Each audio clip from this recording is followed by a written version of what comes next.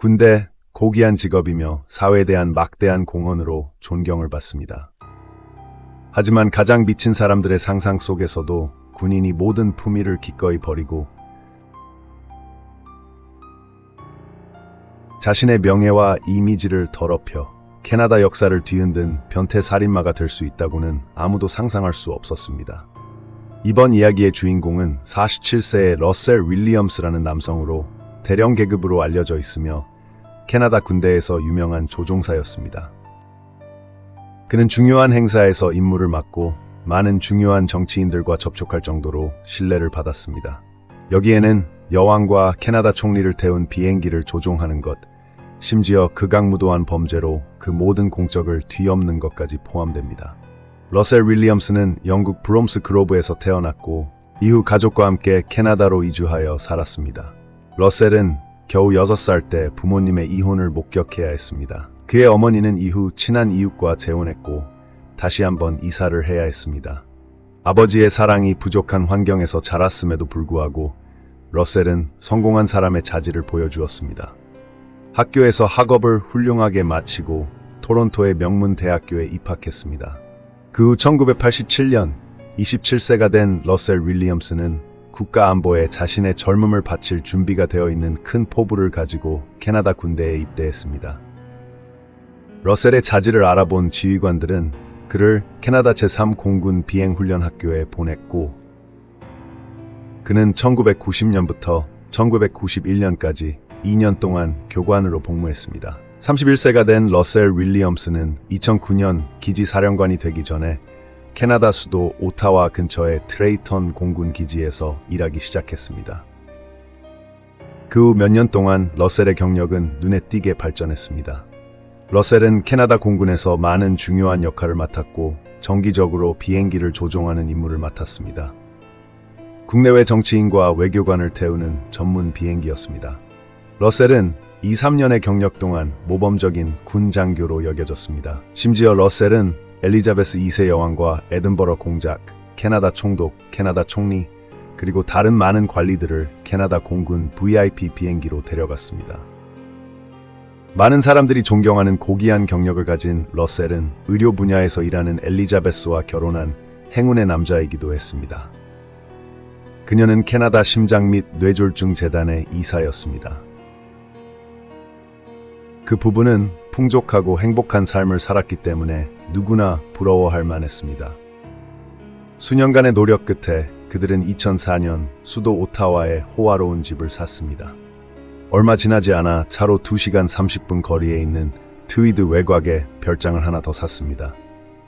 그들은 주말이나 여가 시간에 그곳에서 시간을 보내곤 했습니다. 복잡하고 붐비는 도시의 번잡함에서 벗어나 평화로운 삶을 즐겼습니다. 러셀은 휴가 때 이곳에 오고 싶어서 아내 없이 혼자 자주 이곳에 와서 며칠 동안 머물렀습니다. 하지만 이곳에서 병적인 습관이 형성되었고 나중에 용서할 수 없는 범죄로 발전했습니다. 2007년 러셀의 범죄 행위가 시작되었습니다. 그는 거주 지역 주변에 사는 어린 소녀들을 몰래 따라다니며 그들의 생활 습관, 즉 언제 출근하고 언제 집에 돌아오는지 알아냈습니다. 그리고 집이 비어있을 때 몰래 침입하여 자신의 병적인 욕망을 충족시켰습니다. 하지만 그 병적인 욕망은 무엇이었을까요? 말했듯이 러셀은 매우 권력 있는 사람이었고 품위 있고 신뢰할 수 있는 남자의 모습을 하고 있었으며 특히 잃을 것이 많았습니다. 꿈같은 삶을 위험에 빠뜨리지 않기 위해 그는 모든 행동에 매우 신중해야 했고 어떤 흔적도 남겨서는 안 되었으며 특히 발각되어서는 안 되었습니다. 그래서 그는 여성 속옷과 성인용품을 훔치기 위해 소녀들의 집에 침입했습니다. 러셀의 첫 번째 희생자는 겨우 12살 된 어린 소녀였습니다. 그는 아무도 없을 때 몰래 들어가 분홍색 팬티를 훔쳐 자위했습니다. 더 미친 것은 러셀이 그것을 입어보고 사진을 찍고 3시간 동안 촬영했다는 것입니다. 결국 그는 떠났고 물론 발각되지 않도록 침입의 흔적을 모두 조심스럽게 지웠습니다. 첫 번째 범행이 성공하자 러셀은 자신의 타락한 행동을 여러 번 반복했습니다. 똑같은 방식으로 그는 여러 집에 침입했고 어떤 집은 여러 번 방문하기도 했습니다. 러셀은 법을 무시하고 당당하게 행동했습니다. 점차 그의 마음속 악마는 점점 커져서 한때 존경받던 이 남자의 도덕성을 삼켜버렸습니다. 2009년 11월 러셀은 트리트에 있는 자신의 집에서 차로 30분 거리에 있는 벨포드 주택가로 차를 몰고 갔습니다. 그는 차 안에 앉아 조용히 한 집을 관찰했습니다. 그 집의 주인인 앤이라는 여성이 집을 떠나자 그는 행동을 시작했습니다. 경험을 바탕으로 러셀은 쉽게 자물쇠를 부수고 문을 열고 안으로 들어갔습니다. 그는 2층에 있는 앤의 침실로 바로 올라가 모든 곳을 뒤졌고 마침내 그가 필요로 하는 것을 찾았습니다. 앤의 팬티와 성인용품이었습니다. 뿐만 아니라 러셀은 희생자의 컴퓨터에 접속하여 저장된 성인 동영상을 훔쳤습니다. 일을 마친 러셀은 만족스럽게 그곳을 떠났습니다. 이번에는 전례 없이 상대방을 협박하기 위해 익명의 편지를 남겼습니다. 편을 썼습니다. 좋으면 경찰에 신고해봐. 나는 이 부끄러운 물건들을 모두에게 공개할 거야. 그때 네가 살아남을 수 있을지 두고 보자. 러셀의 이 말은 그의 행동이 이전보다 더 대담해지고 있음을 보여줍니다. 단순히 불법 침입과 절도가 아니라 다른 사람의 신체적, 정신적, 심지어 생명까지 위협하는 행위가 된 것입니다. 앤은 늦은 밤 친구와 즐거운 시간을 보내고 집에 돌아왔습니다. 집 문이 부서진 것을 보고 소름이 끼쳤습니다. 용기를 내서 친구들과 함께 범인을 찾았지만 그는 이미 오래전에 도망쳤습니다. 앤은 침실에 올라가 모든 것이 엉망진창으로 널려 있는 것을 보고 깜짝 놀랐고 수수께끼의 침입자로부터 협박 편지를 받고 더욱 공포에 질렸습니다. 앤은 경찰에 신고하지 않았지만 안전하지 않다고 느껴서 그날 밤 친구 집에 가서 머물렀습니다. 하지만 앤은 이것이 러셀이 미리 계획한 교활한 계획의 일부라는 것을 알지 못했습니다. 앤이 다른 곳으로 도망친 것은 그녀의 집을 더 쉽게 접근할 수 있는 목표물로 만들었습니다. 러셀은 그 심리를 이해하고 다시 그곳으로 돌아와 속옷으로 자신의 타락한 행동을 계속했습니다. 그는 자신의 옷을 벗고 앤의 옷을 입고 거울 앞에서 자유롭게 포즈를 취하고 몇 시간 동안 촬영하고 사진을 찍었습니다. 앤이 갑자기 돌아올까봐 두려워할 필요가 없었습니다.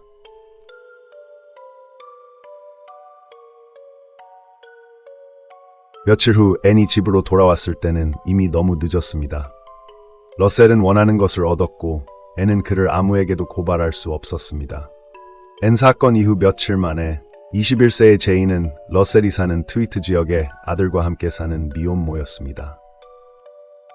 불행히도 그녀는 그가 노리는 다음 희생자가 되었습니다. 이번에 러셀의 범죄는 새로운 수준으로 올라갔습니다.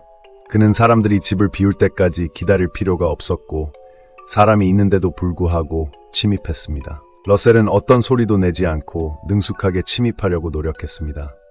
두 사람이 매우 가까이 살기 때문에 제인에게 정체가 들키지 않도록 그는 자신의 신분을 숨기기 위해 마스크를 썼습니다.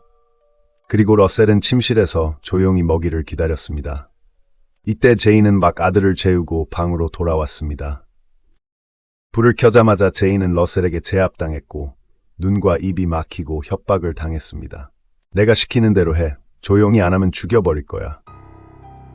러셀은 제인이 알아듣지 못하도록 일부러 목소리를 바꿔 말했습니다.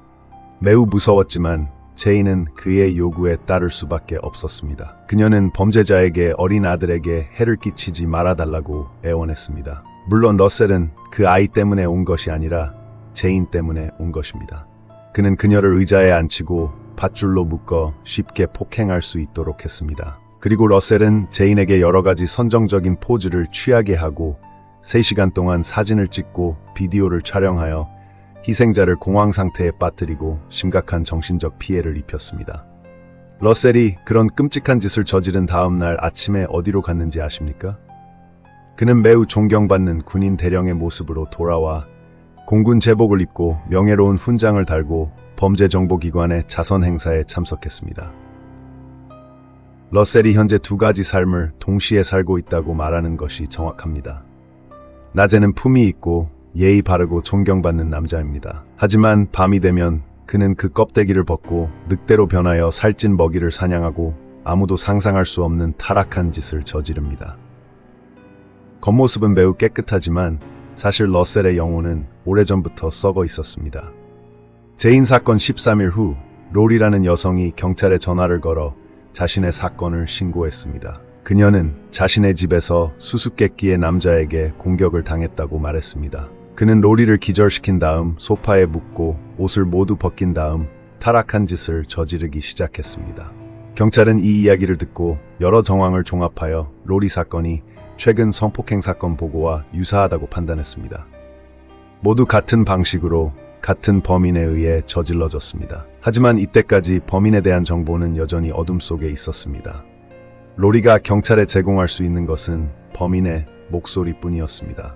그녀는 범인이 근처에 사는 이웃인 레리 존스라고 의심했습니다. 레리는 즉시 사람들의 심한 비난을 받아 밖에 나갈 때 고개를 들 수 없을 정도였습니다.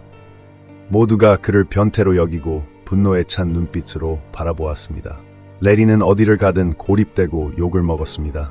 심지어 심각한 신체적 폭행까지 당했습니다. 가엾은 무고한 사람은 갑자기 누명을 쓰고 진짜 범인은 법망을 유유히 빠져나갔습니다. 어떤 처벌도 받지 않았습니다. 심지어 러셀은 트위드 마을 주민들의 신뢰를 얻었습니다. 그는 대령 계급을 가지고 있었기 때문에 모두가 안심했고 조금도 의심하지 않았습니다. 러셀은 매우 교활한 사람이었고 자신의 외모로 모든 사람을 속였으며 직장에서도 자신의 타락한 행동을 계속했습니다. 러셀이 지휘하는 공군 부대에는 말이라는 여군 장교가 있었습니다. 38세였고 그의 친한 부하였습니다. 두 사람은 지도자들을 태운 여러 비행기에서 함께 일했고 마리는 항공 지원 임무를 맡았습니다. 직속 상관이었기 때문에 러셀은 마리의 전화번호, 집 주소, 인간관계, 업무 일정 등 마리와 관련된 모든 정보를 알고 있었습니다. 러셀이 마리를 먹잇감으로 삼았기 때문에 어떤 세부 사항도 그의 눈을 피할 수 없었습니다. 그는 마리가 집을 비울 때마다 다른 소녀들에게 했던 행동을 하기 위해 침입했습니다. 2009년 11월 어느 날 마리는 옷장에서 속옷이 감쪽같이 사라진 것을 발견하고 인생이 완전히 바뀌었습니다. 아무리 꼼꼼히 확인해도 찾을 수가 없었습니다. 이 사건은 마리에게 이상하게 느껴졌지만 경찰에 신고할 정도로 심각하지는 않았습니다. 마리는 속옷이 어딘가에 떨어졌거나 밖에 널어놓았을 때 바람에 날아갔다고 생각했습니다. 11월 말 마리는 업무 일정에 따라 해외 출장을 갔습니다. 러셀은 그 기회를 잡아 다시 행동했고 들키지 않을 것이라고 생각했습니다. 하지만 사람이 계획한다고 해서 다 되는 것은 아닙니다. 그날 마리는 예고 없이 갑자기 휴가를 냈습니다. 러셀은 그녀가 아직 집에 있는 것을 발견했습니다. 하지만 비밀을 지키기 위해 떠나는 대신 그는 칼을 들고 지하실에 몰래 숨어 범행을 저지를 준비를 할 정도로 대담했습니다. 초대받지 않은 손님의 존재는 마리의 애완고양이를 불안하게 만들었습니다. 고양이는 주인에게 경고하고 주의를 끌기 위해 계속 야옹거렸습니다. 마리는 호기심에 지하실로 내려가 확인했지만 러셀이 칼을 들고 기다리고 있다는 것을 몰랐습니다. 마리가 불을 켰을 때 러셀은 아무런 방비도 하지 못한 그녀의 머리를 손전등으로 여러 차례 세게 내리쳐 기절시켰습니다.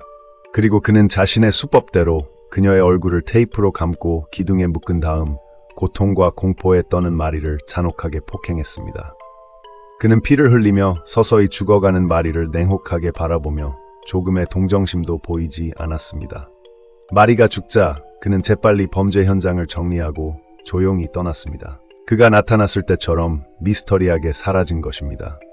몇 시간 후 마리의 남자친구는 그녀와 연락이 닿지 않자 집으로 찾아왔습니다. 그리고 마리가 지하실에서 잔혹하게 살해당한 채 차갑게 누워있는 것을 발견하고 경악했습니다. 그는 즉시 경찰에 신고했고 경찰은 수사에 착수했지만 모든 단서는 사라진 후였습니다. 이 악랄한 범인은 너무나 치밀하게 계획을 세워 어떠한 실수도 남기지 않았습니다. 범행 후에도 러셀은 아무 일도 없었다는 듯 행동했고 심지어 뻔뻔하게 마리의 장례식에 참석하여 그녀를 애도하고 유족들에게 조의를 표했습니다. 그의 거짓 눈물은 모든 사람을 속였고 자신이 저지른 범죄를 완벽하게 숨겼습니다. 그동안 경찰은 마리를 살해한 범인을 찾기 위해 수사에 박차를 가했습니다.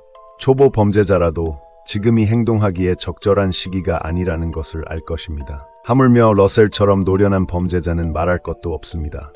그는 움직임을 멈추고 평범한 삶으로 돌아가 자신의 일을 완벽하게 수행하는 모범적인 가장으로 행세했습니다.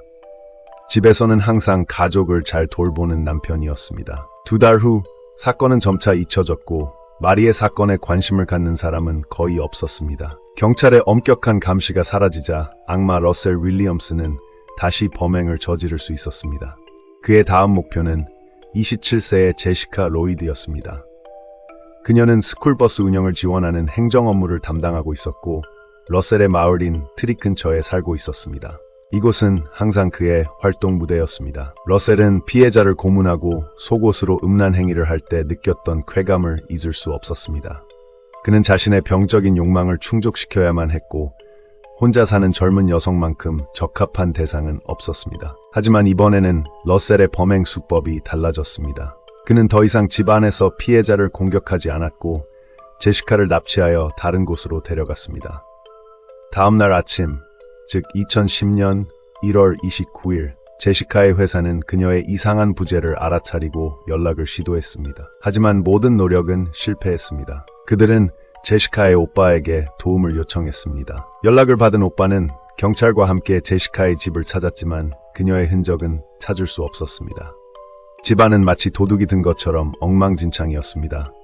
특히 차고 진입로에서 제시카의 안경과 지갑이 떨어져 있는 것이 발견되어 사건은 점점 심각해졌습니다.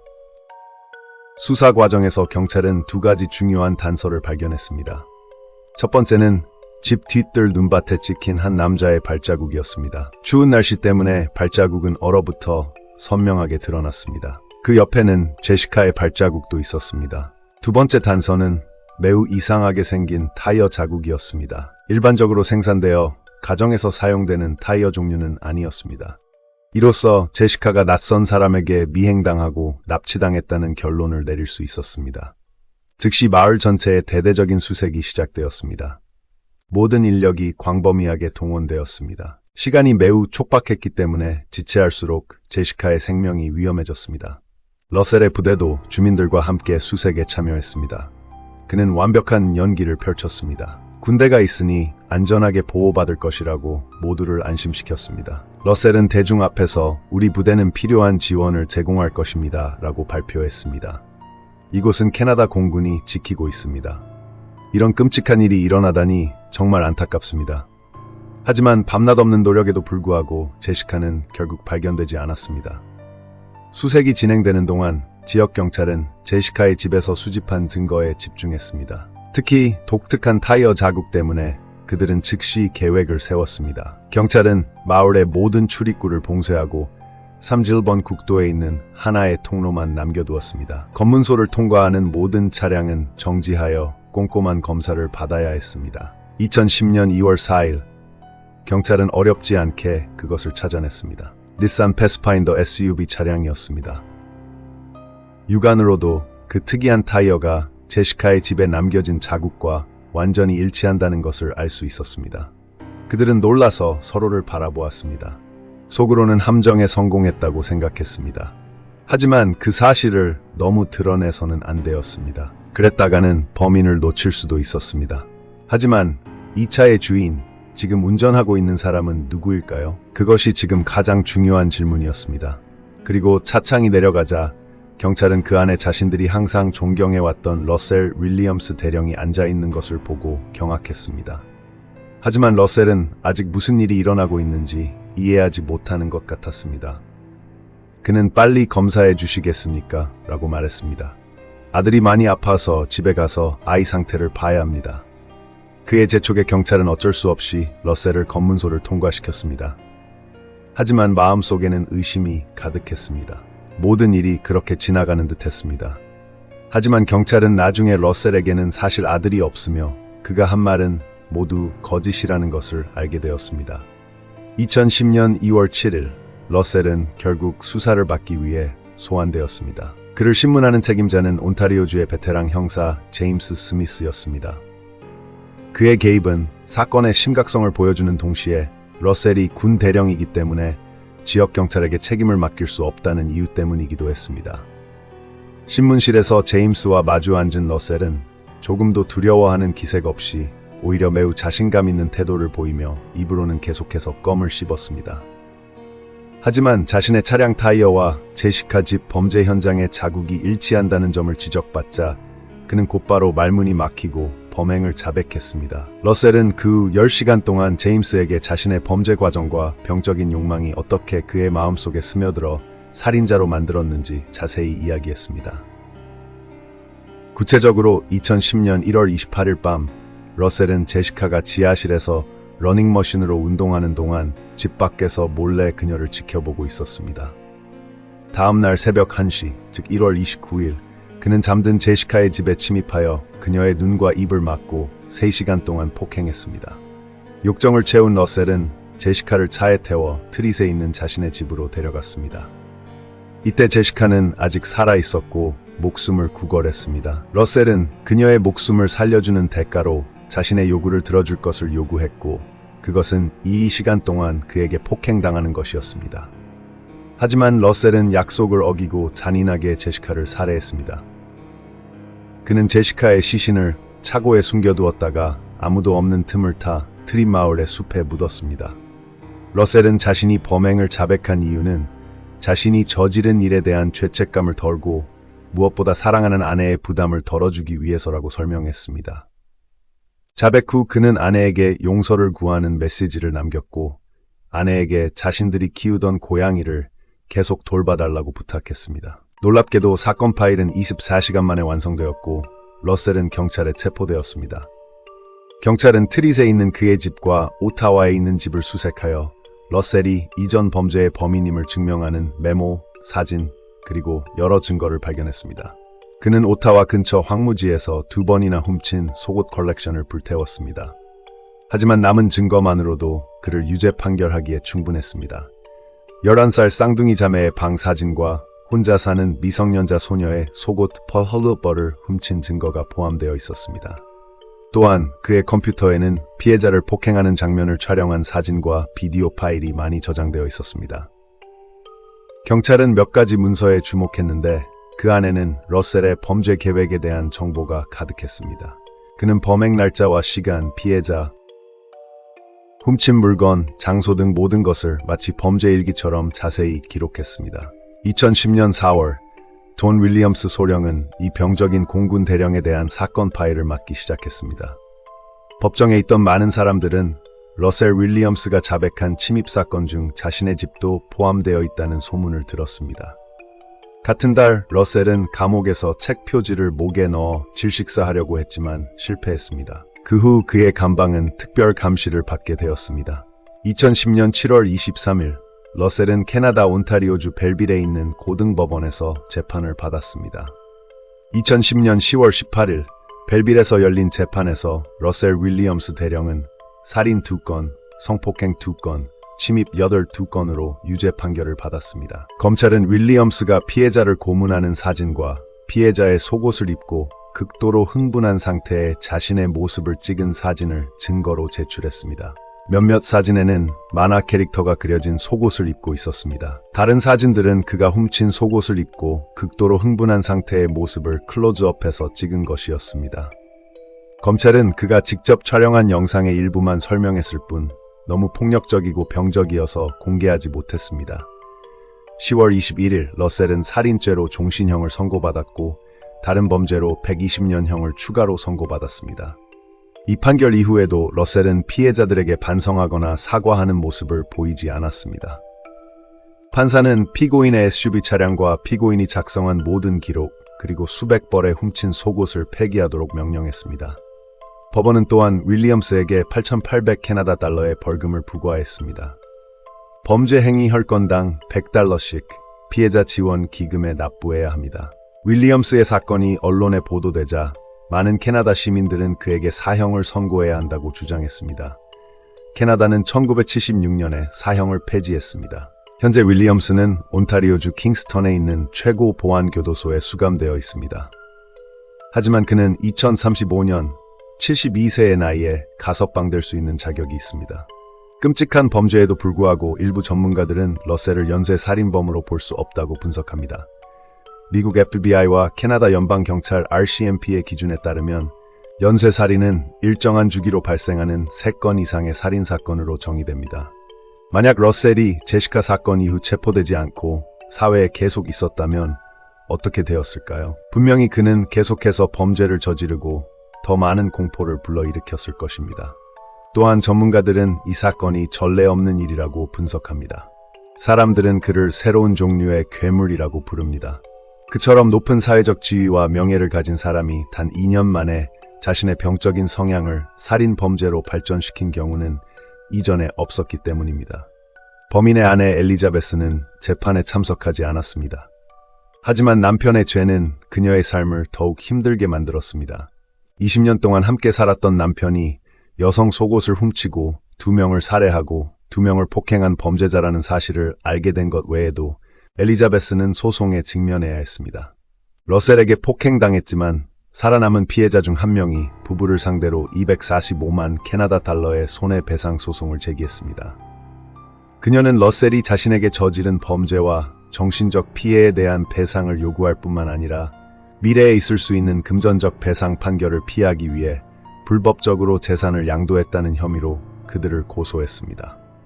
러셀이 체포된 직후 그와 그의 아내는 재산을 분할했습니다. 마을에 있는 저렴한 집은 러셀의 소유가 되었고 엘리자베스는 도시 외곽에 있는 더 비싼 집에 대한 러셀의 지분 62,000달러를 그에게 지불하기로 합의했습니다. 이 사건 이후 캐나다군은 즉시 러셀 윌리엄스의 군적을 박탈했습니다. 특별의식에서 4명의 군인이 범죄자의 군복과 훈장을 불태웠습니다. 그는 이러한 상징적 처벌을 받은 최초의 캐나다 장교였습니다. 하지만 그는 캐나다 법이 이러한 권리를 박탈하지 않기 때문에 연금을 계속 받을 수 있습니다. 캐나다에서 이와 유사한 사건이 발생한 적이 없었기 때문에 연금을 중단할 법적 근거가 없었습니다. 이 사실은 언론을 통해 공개되어 대중의 격렬한 반응을 불러일으켰습니다. 결국 정부는 이러한 경우 연금을 박탈하는 연방 법안을 통과시키기로 합의했습니다. 러셀 윌리엄스 사건을 통해 우리는 인간의 도덕성에 대해 진지하게 생각해 봐야 합니다. 겉모습이 훌륭하고 친절하다고 해서 모두 선한 마음을 가진 것은 아닙니다. 때로는 그것이 상대방이 우리에게 보여주고 싶어 하는 모습일 뿐입니다. 그리고 그 이면에 숨겨진 진실은 우리가 상상할 수 없는 것일 수도 있습니다.